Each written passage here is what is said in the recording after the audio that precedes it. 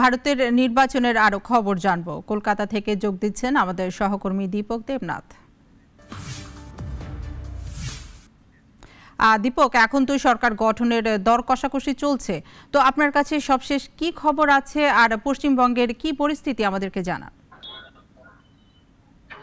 দেখুন, এখনো পর্যন্ত আমাদের কাছে যা খবর আছে যে ভারতের যে 543 আসন, এই 43 আসনের বেশ কিছু আসনে এখনো ভোট গণনা চলছে। সুতরাং কালকে রাত্রেবেলা আমাদের যে তথ্য ছিল সেখানে 543-এর মধ্যে ম্যাজিক ফিগার অর্থাৎ সরকার গঠনের জন্য 272টি আসন দরকার, কিন্তু এককভাবে কোনো দল 272টি আসন পায়নি। সেক্ষেত্রে এনডিএ জোট অর্থাৎ বিজেপি নেতৃত্বাধীন যে জাতীয় গণতান্ত্রিক জোট, এই জোটে 292টি আসন বেঁচে আমরা খবর পেয়েছি। সেক্ষেত্রে তাদের সংখ্যা। অন্যদিকে ইন্ডিয়ার যে জোট অর্থাৎ বিরোধী দলের যে জোট, এই জোট পেয়েছে 232টি। এরকম একটি অধ্যায় সরকার গঠনের অনেকটা আগিয়ে রয়েছে এনডিএ জোট অর্থাৎ মোদির নেতৃত্বাধীন যে এনডিএ জোট, এবং এখনো পর্যন্ত ঠিক আছে যে এনডিএ গঠন করবে এবং আগামী 8 জুন সম্ভবত শনিবার তিনি প্রধানমন্ত্রী হিসেবে শপথ নেবেন। তবে এবং আজকে সকালবেলা থেকে একটি বৈঠক বসেছে এনডিএর নেতারা, এবং সেখানে প্রধানমন্ত্রীর পৌরোহিত্যে বিজেপির যত রকম সংসদ আছে এবং মন্ত্রীরা আছে তারা সকলেই সেখানে উপস্থিত হয়েছেন।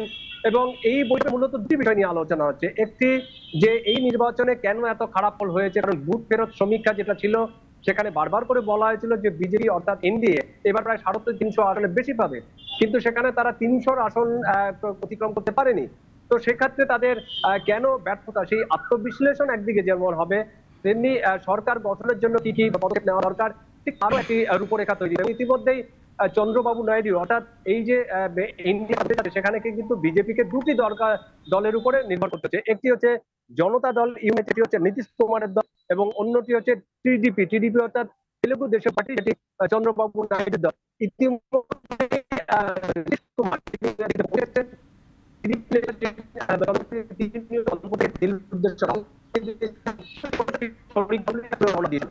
দীপক, আপনাকে অসংখ্য ধন্যবাদ। দর্শক, ভারতের নির্বাচনের ব্যাপারে কথা বলছিলাম আমাদের সহকর্মী দীপক দেবনাথের সাথে।